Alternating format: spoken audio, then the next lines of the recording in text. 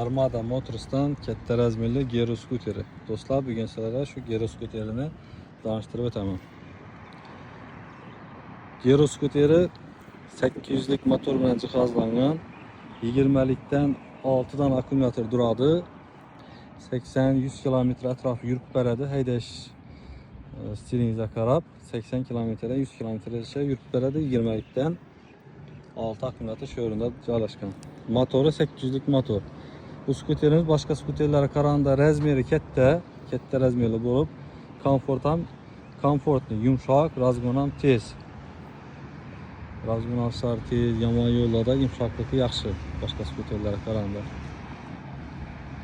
80-100 km atrofi yurib beradi. Kattasini 2 odam bemalol o'tirib haydab ketsa bo'ladi.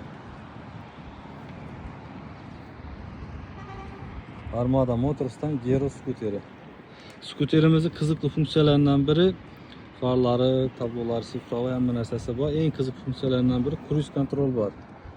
Mashinalardagidek cruise kontroli bor. Knopkani bosasiz, o'zingizga kerakli tezlikka chiqqandan keyin cruise kontrolda ketaverasiz. Skuterimiz 60 km tezlikgacha chiqadi.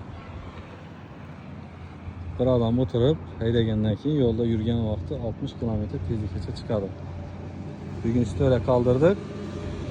Arkası diklenip durgan vaqt prosta o'zini ishlatib gördük. 68'e çıktı. Yük bilan haydovchi bilan 60 kilometrgacha yurib beradi. Tezlikka chiqib beradi. Mana shunday skuterlar kerak bo'lsa, Xorazm Motosavroga kelaverasizlar. Skuterlarimiz yuqori sifatli skuter bu. Orqa skuterlarga qaraganda sifat tomonlama ancha yaxshi.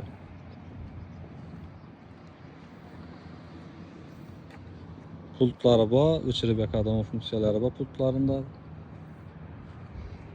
Tormozning sistemasi ham jiddiy tormoz. Tormoz tutishlari ham yaxshi. Kelaverasizlar Xorazm Motosavro.